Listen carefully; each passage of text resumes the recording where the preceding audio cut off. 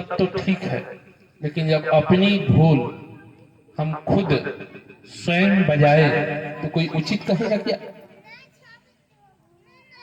जबकि कल हमने कहा कि जिस हनुमान के विषय में रावण हनुमान को पूरी रामा दल में महावीर कहा, बलवान कहा, कि कोई रामा दल में हनुमान जैसा कोई महावीर और बलवान नहीं है कपिवीर महाबलशील। उसके जैसा रामा दल में कोई महावीर महाबलवान अब नहीं है। जबकि कल हमने ये भी कहा कि रावण के राज्य में जब हनुमंत लाल जी पहुंचे तो रावण को हनुमान जी को देख करके जलन होने लगी। क्या होने लगी? जलन। कि हमारे लंका में हनुमान की पूछ हो तो फिर हमारी अस्तित्व तो क्या रहेगा? हमने कल कहा ऐसे भी अगर किसी समाज में अगर किसी की पूछ होने लगे तो जब किसी की पूछ जब होती है तो अगले का जलन होने लगता है कि नहीं होता है? कि हमारे सामने इसकी पूछ हो रही है तो उस व्यक्ति के अंदर जलन और द्वेष पैदा होने लगता है, जलन पैदा होने लगता है। जो जलता है ना वो भी चाहता है कि अगर मैं जल रहा हूं तो दूसरी को भी जला दो। जो जलता है वो चाहता है कि हम भी दूसरी को जला दें।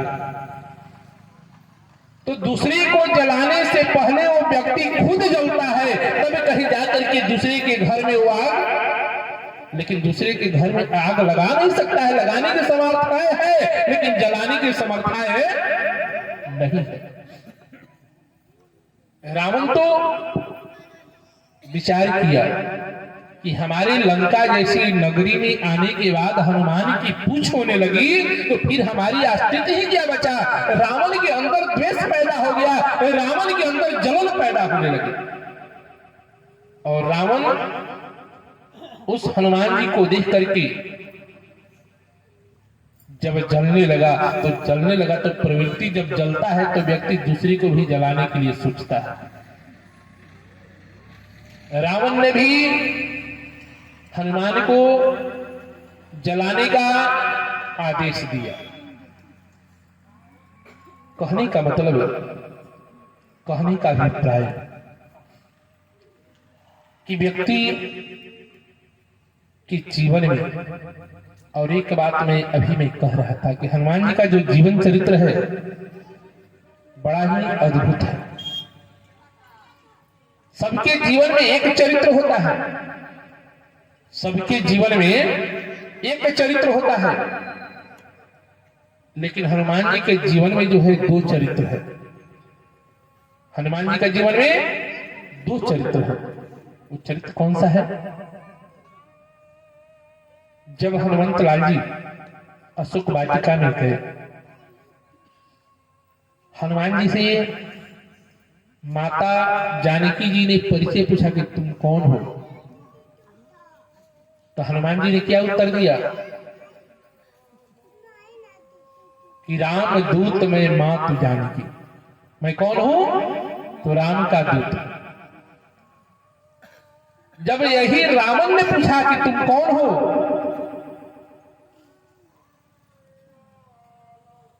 तो हनुमंत लाल जी ने रावण से दासता का परिचय दिया। मैं रामदास। विचार कीजिए, यहां बात भी कहने में अंतर। जबकि हनुमंत लाल जी को रावण के सामने ये कहना चाहिए था कि मैं राम का दूत हूं, और माता जानकी जी के सामने कहना चाहिए था कि मैं राम का दास हूं, राम का सेवक हूं। लेकिन मैया जानकी जी के सामने हनुमान जी ने कहा कि मैं राम का दूत हूं, और रावण के सामने हनुमंत लाल जी ने कहा कि मैं राम का दास हूं। दास और दूत में दोनों का अंतर देखिए।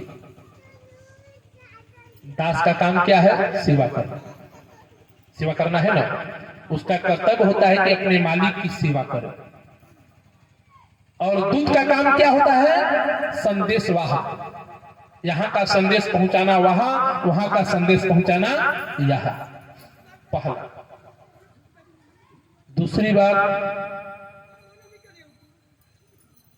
बोलिए प्रेम से कृष्ण भगवान की। छोड़ दीजिए ना, आप चुपचाप बैठिए आप। दूसरी बात, रामदास और रामदूत, दूत और दास में अंतर देखिए। दूत को मालिक के करीब रहना पसंद नहीं करता है, दूत को दूरी अच्छी लगती है। और दास को दूरी अच्छी नहीं लगती, वो हमेशा मालिक के करीब रहना पसंद करता है, मालिक के चरणों के पास रहना पसंद करता है। दूत को दूरी अच्छी लगती है और दास को नजदीकी अच्छी लगती है। तीसरा अंतर देखिए, दूत जो है क्रांति प्रिय है और दास जो है वो शांति। दास को सेवक को लड़ाई झगड़ा से मतलब नहीं है, लेकिन दूत को हमेशा वाद विवाद में उलझे रहना है। इधर की बातें उधर, उधर की बातें उधर, एक दुश्मन से दूसरे दुश्मन के यहां जाकर के संदेश आदान प्रदान करना। दूत का जीवन क्रांति प्रिय है। विचार कीजिए, राम जी, हनुमान जी राम जी के सबसे बड़े सेवक भी हैं, दास भी हैं। और हनुमान जी अपने आप को दूत भी कहते हैं कि मैं राम का दूत हूं। ये दो जीवन चरित्र हनुमान जी का जीवन चरित्र है। लेकिन दोनों जीवन चरित्र रहने के बाद हनुमंत लाल जी अपने जीवन में राम कार्य तो करते हैं, राम सेवा तो करते हैं, लेकिन जब लंका की भूमि पे जब हनुमंत लाल जी गए, जब माता जानकी जी से हनुमान जी मिले और मिलने के बाद जो जब सीता जी के जीवन में संताप था, सीता जी के मन में द्वंद्व था। एक बात और मैं कह दूं, हनुमंत लाल जी राम कथा के सबसे बड़े अच्छे वक्ता हैं। राम कथा के सबसे अच्छे वक्ता हैं। उनके जैसा वक्ता जगत में आज तक न कोई हुआ और न कोई होने वाला है। जो जैसा रहता है वैसे ही कथा हनुमंत लाल जी हमारे सुनाते हैं और सुना करके उसके जीवन के दुख और द्वेष को शांत कर देते हैं। जब जानकी जी के पास गए तो हनुमंत लाल जी ने राम की जब कथा कहना शुरू की, जबकि जानकी जी को हनुमान जी के ऊपर विश्वास नहीं हो रही थी। जब विश्वास नहीं हुई तो हनुमान जी ने राम की कथा कही। राम कथा गुण वर्णय लागा, सुनत ही सीता कर दुख भागा। राम, हमने पहले भी कहा कि व्यक्ति के जीवन में सुख जिसे राम कथा में न मिले, व्यक्ति के जीवन में सुख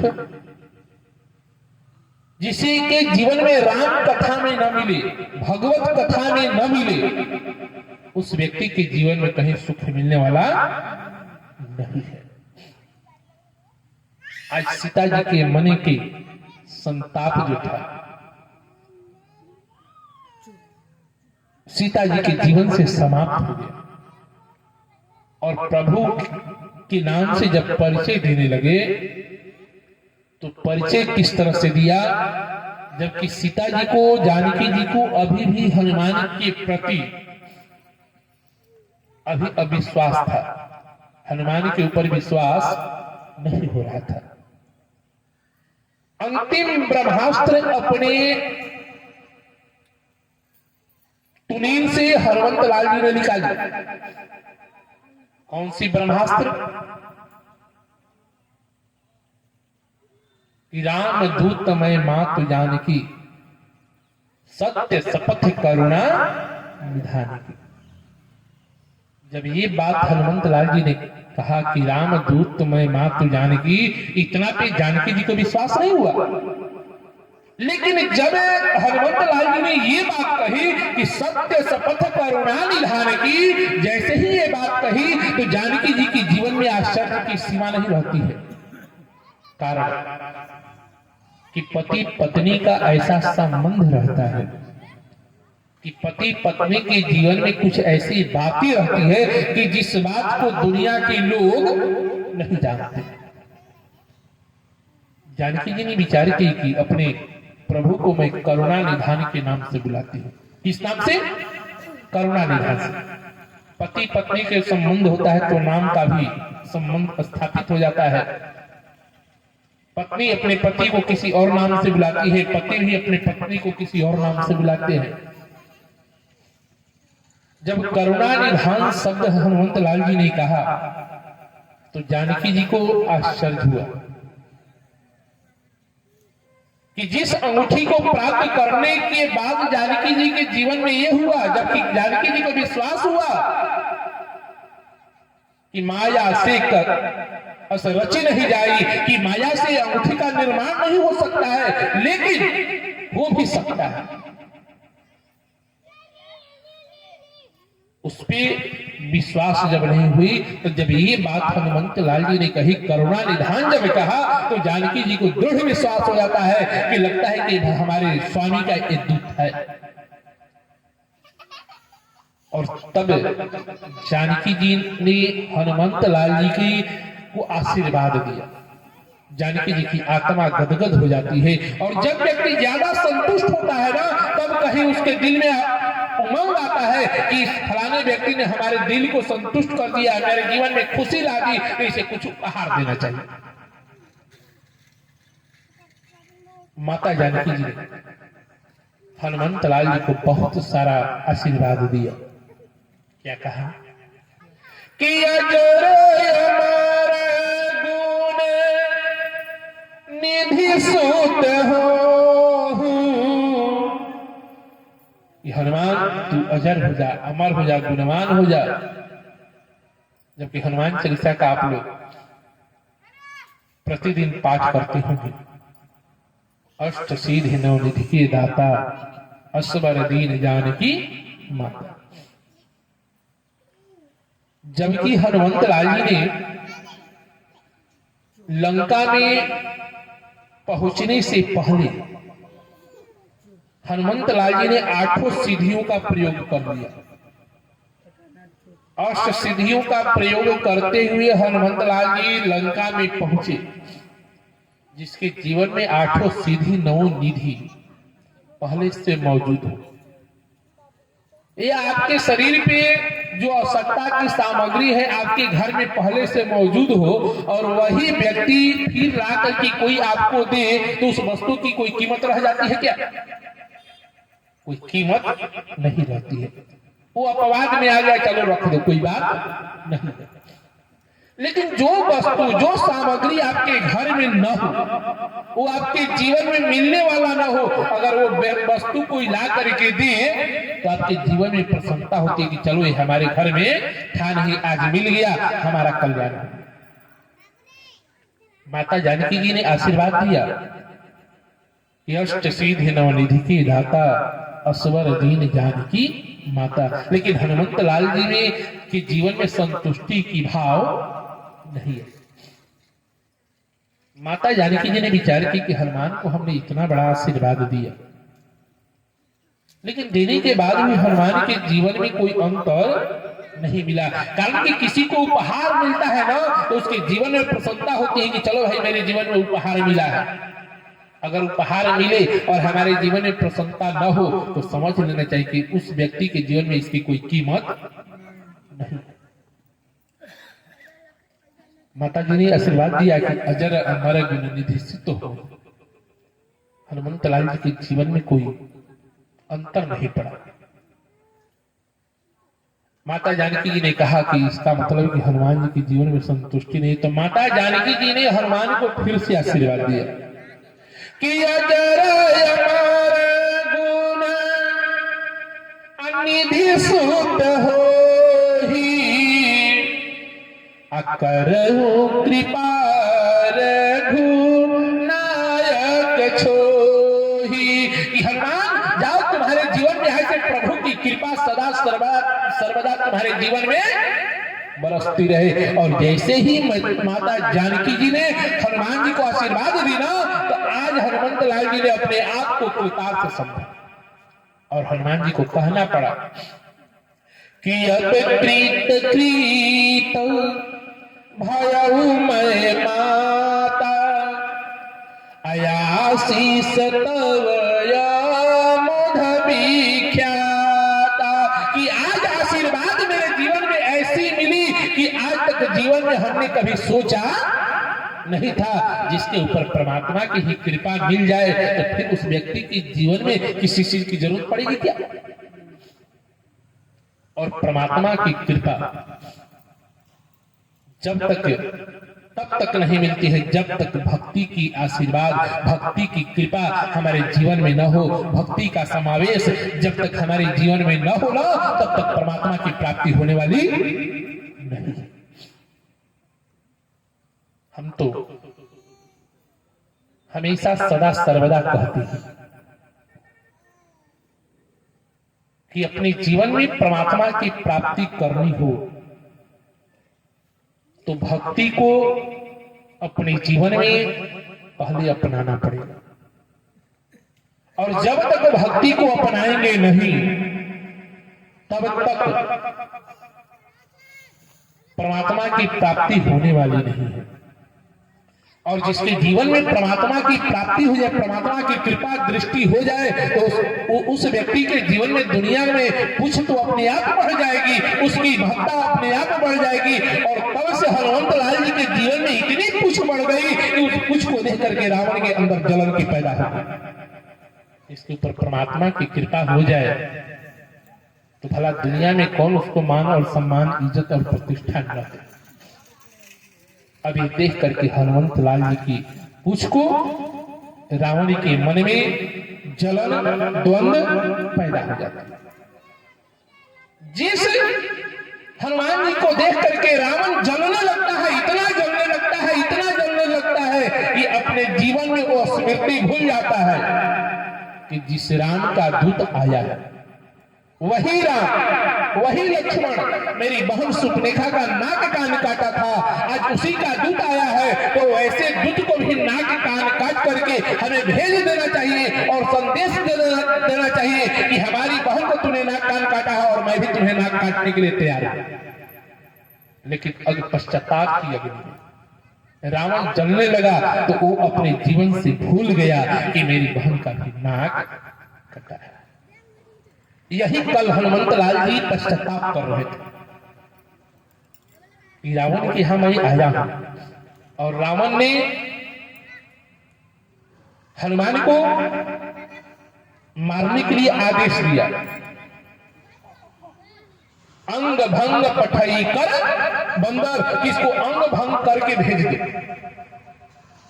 उसी का पश्चाताप हनुमंत लाल जी ने करने लगते हैं कि कहीं रावण को ये शब्द न याद आ जाए कि मेरी बहन का नाक कान राम और लक्ष्मण ने मिल करके काटा है तो मेरा भी नाक कान।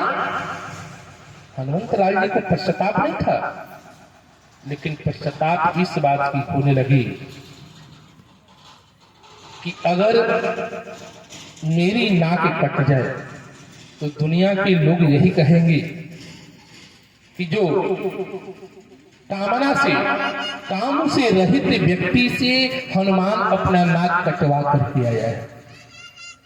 लेकिन एक बात और मैं कहूं, जब प्रभु श्री राम और लक्ष्मण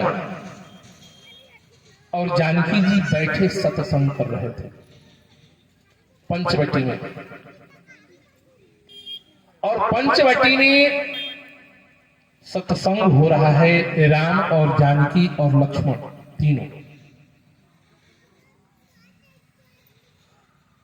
प्रभु कथा कहते हैं, जानकी जी और लक्ष्मण जी उस कथा को श्रवण करते हैं। कथा सुनने के बाद सत्संगी के बीच में ये तीनों कथा कह रहे हैं और सुन रहे हैं, और जब कथा समाप्त हुई और कथा समाप्त होने के बाद कोई कामी जाए सत्संगी के बीच, तो भला उस सत्संगी के बीच अगर कोई कामी व्यक्ति जाए तो उस सत्संगी से नाक कान कटवा कर कहीं कामी आएगा कि नहीं आएगा? तो उस सत्संगियों के बीच सुपनेखा जाती है, और सत्संगियों के बीच जाने के बाद सुपनेखिया जो है अपना नाक कटवा करके आती है। ये तो सौभाग्य की बात। लेकिन सत्संग करने के बाद अगर सत्संगी की नाक कट जाए तो ये अच्छी बात है क्या? हनुमान जी ने कहा कि सुपनेखा तो गई तो अपनी नाक सत्संगियों से कटवा करके आई। अगर मैं सत्संगी और ये कामियों के बीच आ गया और कामी अगर सत्संगी का नाक काट दे तो कुछ बचेगा क्या? हनुमान जी बड़े सोच में पड़े कि कामियों से अगर अपनी मैं नाक कटवा करके जाऊं तो फिर हम भगवान को मुंह दिखाने के लायक नहीं रह जाएंगे। हनुमान जी की सोचना भी ये बड़ी सोचने वाली बात हो जाती है। हनुमान जी इसी सोच में पड़े हैं, और इधर रावण तो हनुमान की पूंछ की ज्वाला में जल रहा है कि हनुमान की हमारे लंका के रणांगन में, लंका की पावन धरती पे हमारी अब पूंछ नहीं है, ये तो हनुमान की पूंछ हो रही है। और रावण के अंदर जलन हो जाता है, और रावण तो भूल जाता है कि हमारी बहन सुपनेखा का नाक भी कटा था, कारण कि रावण द्वेष रूपी अग्नि में स्वतः जल रहा था, इसलिए उसके मुख से निकल गया कि हनुमान का पूंछ जला दो, हनुमान का पूंछ जला दो। जबकि हमने कल कहा था कि जिसने हनुमान का पूंछ जलाया, जिसने हनुमान का पूंछ जलाया, उसका घर, उसकी संपत्ति, उसका वैभव उस पश्चाताप की अग्नि में जल करके भस्म हो गई। कल हमने कहा था, हंसी समझ करके कहा कि हनुमान जी अपने मन में विचार कर लेते हैं। हमने इस भाव से कहा था, इसलिए कि भाव हमने पहले भी कहा कि पढ़ लो, समझ लो, लगा लो मनमाने अर्थ। पंडित प्रवीण तुम्हें कौन कठिनाई है, किंतु इस अनंत मानस महासागर में जाने कौन कितनी कहां पे गहराई है। देश और विदेश के प्रसिद्ध कवि कोविंद ने जिनकी पदों की गुरुता न कौन पाई है। ये तो जिस तरह से अर्थ लगाए, ये अर्थ उसी तरह से आपको लग जाएगा, लेकिन अर्थ को अनर्थ लगाना नहीं चाहिए। हनुमान जी ने विचार किया कि हमारी पूंछ जलाने में लंका वासियों ने बड़ा परिश्रम किया है।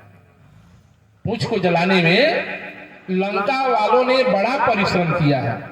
अगर मान लीजिए कि सत्संगी के पास कोई जाएगा, सत्संगी के पास जाएगा तो सत्संगी का तो परम कर्तव्य होता है कि जब कथा समाप्त हो जाए तो उसका दक्षिणा प्रसाद मिलना चाहिए कि नहीं चाहिए? सत्संग में जाए और प्रसादे न मिले तो सत्संग में जाने से कोई फायदा है क्या? लेकिन वही कामी के यहां जाएंगे तो कामी के यहां जब जाएंगे तो आपको प्रसाद नहीं, कहीं लात जूता घूसों की बरसात मिल जाएगी। कामी सब मिल करके किसके पास आते हैं? तो हनुमान जैसे सत्संगी के पास आते हैं। हनुमान जैसे सत्संगी के पास आते हैं। हनुमान जी ने सोचा कि सब हमारे पास आए हैं, बड़ी श्रद्धा से आए हैं, बड़ी लगन से आए हैं, बड़ी उत्साह से आए हैं, तो इनको सम्मान देना हमारा कर्तव्य है। अगर न दूं, प्रसाद न दो तो सत्संगी को आने से कोई फायदा नहीं है। हनुमान जी को जिस जिस व्यक्ति ने तेल, घी, कपड़ा, वस्त्र ला करके पूंछ में लपेटा, हनुमान जी ने उस घर में प्रसाद पहुंचा दिया। कौन सी प्रसाद? तो अग्नि रूपी प्रसाद। इसलिए कि थोड़ा थोड़ा सबको मिलना चाहिए और सबके घर पहुंचाया। लेकिन यहाँ पे हनुमंत लाल जी ने विभीषण जी के घर में प्रसाद नहीं पहुंचाया, कारण कि विभीषण जी महाराज बगैर पक्ष और विपक्ष की सरकार नहीं चलती। तो हनुमान जी ने कहा कि जब विभीषण ने हमको नहीं पूछा तो विभीषण के पूछने की क्या जरूरत है? जरूरत है। जब आप हमसे नहीं बोलिएगा तो हमको भी बोलने की जरूरत नहीं है। महात्माओं की सबसे बड़ी प्रवृत्ति है, महात्मा से जो व्यक्ति बोलता है महात्मा उसी से बोलते हैं। सत्संगी से जो व्यक्ति बोलता है सत्संगी उसी व्यक्ति से बातचीत करता है, उसी व्यक्ति का हाल समाचार लेता है, दूसरे का हाल समाचार नहीं लेता है। तो हनुमान जी कैसे अपने नियम के विरुद्ध चले जाए? तो हनुमान जी ने कहा कि सभी मिलकर के हमारे पास आए हैं और सबको प्रसाद पहुंचाना अब हमारा कर्तव्य है। हनुमंत लाल जी ने भी वही कार्य किया जो लंका वासियों ने किया और लंका वासियों के घर उलट पलट लंका कर जारी और सबके घर अग्नि रूपी प्रसाद पहुंचाया और सबको जला करके सोने की लंका को खाक मिला दी। लेकिन एक बात और भी कहा, जबकि हमने कहा कि रावण हनुमान की पूछ की मतलब पूछे नहीं होता है। जैसे मान लीजिए हम अपने घर में बैठे हो और हमारे घर के बच्चे न पूछे, पत्नी न पूछे, परिवार न पूछे, बहू न पूछे, तो हम क्या कहते हैं कि हमारा घर में कोई पूछ नहीं, कहते हैं ना हमारी घर में कोई अब पूछ नहीं रहती। हनुमंत लाल जी ने कहा कि जब रावण अग्नि रूपी द्वंद्व में चल रहा है तो रावण को भी जलाना, जबकि रावण को अभी आभास नहीं हुआ और रावण का सबसे बड़ा अहंकार किस चीज पे था? तो अपनी गर्जना पे। किस चीज पे? गर्जत गर्भ स्रवत सुन रवनी। जब जब रावण स्वर्ग लोक में जाता था ना तो कस करके गर्जना करता था और गर्जना पे रावण का सबसे बड़ा अहंकार था कि हमारे जैसा जगत में कोई गर्जना करने वाला नहीं है। हनुमंत लाल जी ने कहा कि इस लंका के सबके घर को जला दिया, लेकिन अगर रावण के पहला अहंकार जो है, रावण 10 अहंकार से समन्वित था।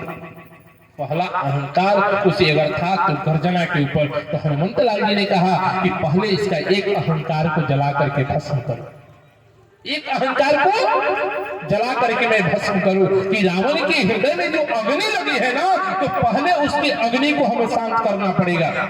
पहले लंका में अग्नि जला करके सबके अहंकार को ध्वस्त किया। उस दिन के बाद से लंका वासी बंदर को देखते त्राहिमाम त्राहिमाम चिल्लाने लगते थे कि फिर वही बंदर आ गया, कहीं लंका में उत्पात न मचा।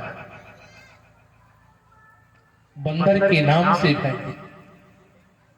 जब अपनी बंदरी सेना लेकर के प्रभु श्री राम जब लंका के रणांगण में पहुंचे और जब लंका वासियों को ये ज्ञात हुआ कि पहले एक बंदर आया था तो इतना तूफान मचाया, इतना उत्पात मचाया, अब तो पता नहीं कितने बंदर आ रहे हैं। अब ये लग रहा है कि अभी लंका नगरी बचने वाली नहीं। लेकिन रावण के सामने बोले तो कौन बोले?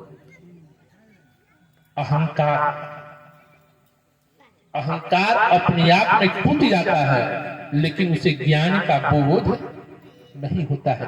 विभीषण ने समझाया, कुंभकर्ण ने समझाया, इंद्रजीत ने समझाया, लेकिन अहंकार समझा क्या?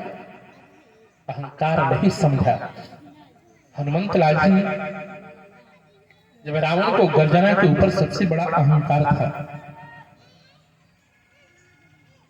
हनुमंत लाल जी जब लंका जला करके जब चलने लगे ना, तो हनुमंत लाल जी ने, जबकि रावण स्वर्ग में जाता था तो गर्जना करके देवताओं की स्त्रियों को गर्भपात करा देता था, लेकिन हनुमंत लाल जी ऐसी गर्जना की कि लंका में मानो नसबंदी कर दिया कि आज के बाद कोई राक्षस पैदा नहीं होगा।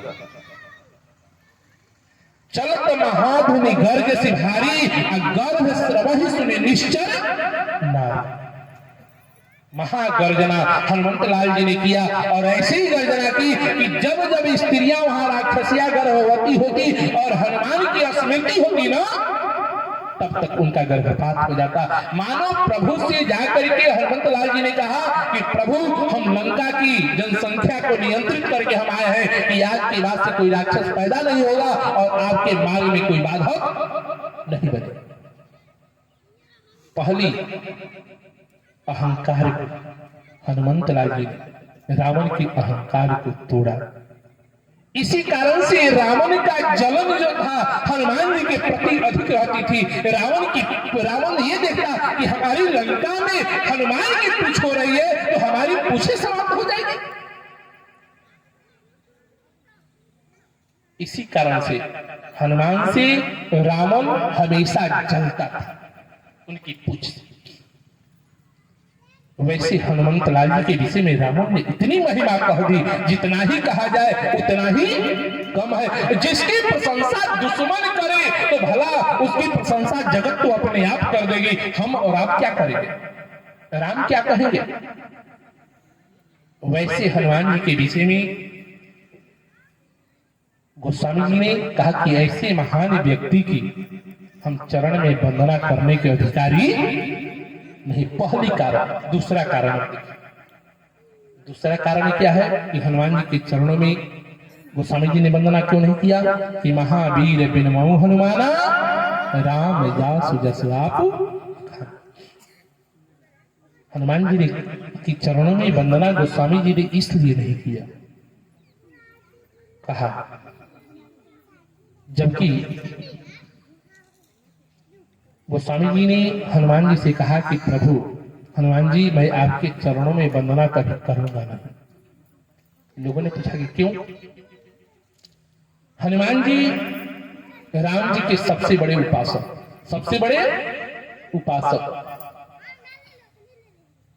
और हनुमान जी के हृदय में कौन निवास करता है, तो राम और जानकी जी।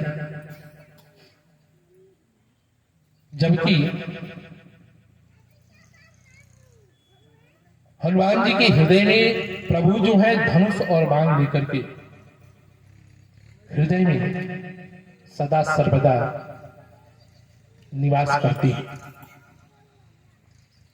बसहि राम सर चाप धर, जासहु हृदय अगाध, बसहु राम सर चाप धर।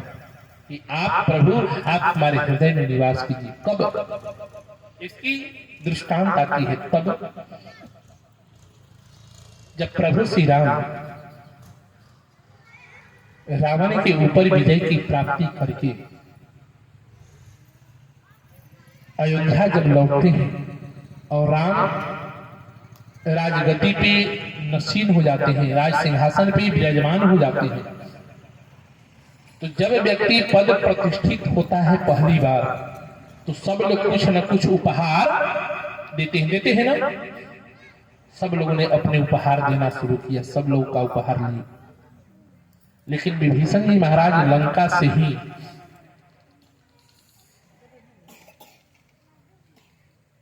हीरे की मोती, कीमती मोती लेकर के, मोती की माला लेकर के आए थे कि प्रभु जी, ठाकुर जी, हमारे प्रभु श्री राम सिंहासन पे बैठेंगे तो उनके गले में ये हार, मोती का हार पहनाऊंगा।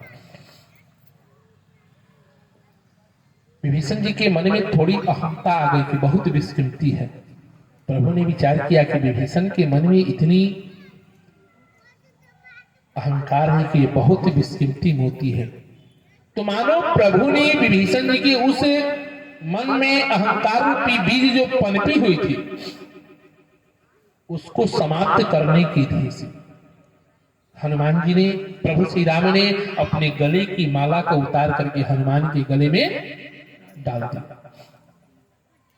जब हनुमान के गले में गई वो माला, हनुमान जी ने देखा कि ये माला बहुत अच्छी है, बहुत सुंदर है, इसकी विशेषता क्या है, इसके गुण क्या है, इसके अंदर कुछ जरूर कुछ न कुछ प्रभाव होगा, और प्रभु ने जब हमको दिया है तो इसको तो देखना पड़ेगा कि इसमें क्या है।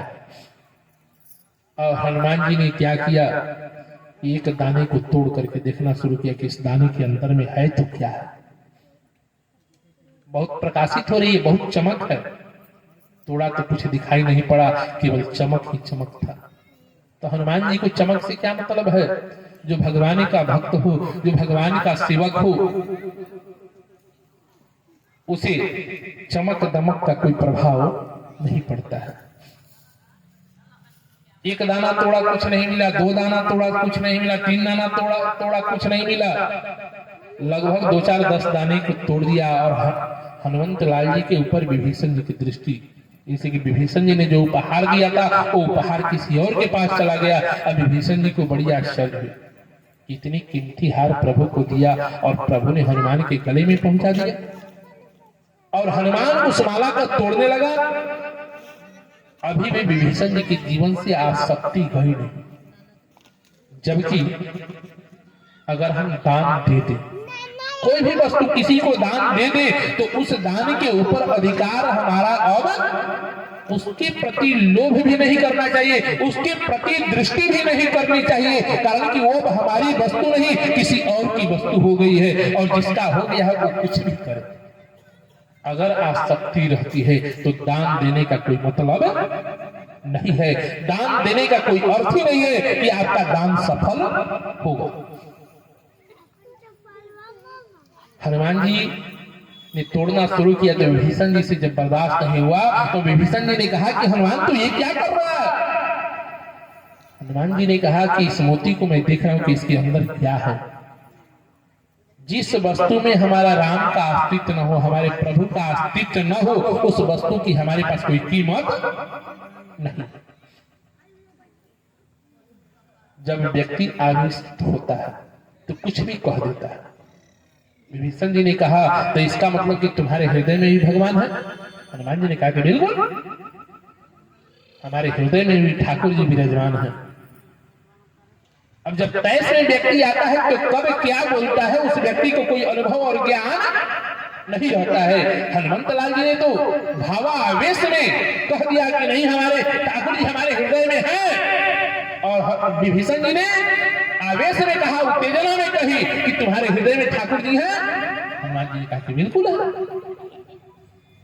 विभीषण जी ने आओ देखा न ताव देखा, कहा कि जब तुम्हारे हृदय में जब ठाकुर जी विराजमान है तो अपने हृदय को फाड़ करके दिखा। प्रभु श्री राम सुन रहे हैं,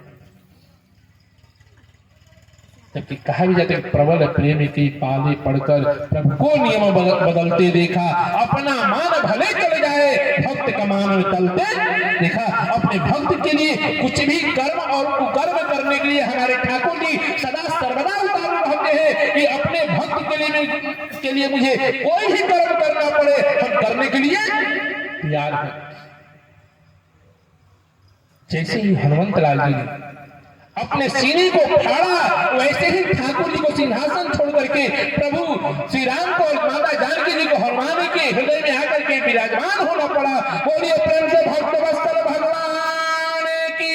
वैसे ही ठाकुर जी हनुमान जी के हृदय में दर्शन देते हैं, और दर्शन देने के बाद विभीषण जी की आत्मज्ञान का बोध हो जाता है। कहने का मतलब, कहने का अभिप्राय, भगवान जो है अपने भक्त का मान और स्वाभिमान को रखने के लिए कुछ भी कर सकते। वैसे हनुमंत लाल जी के हृदय में हमारे ठाकुर जी विराजमान है, और जिस ठाकुर जी को लेकर के हमारे गोस्वामी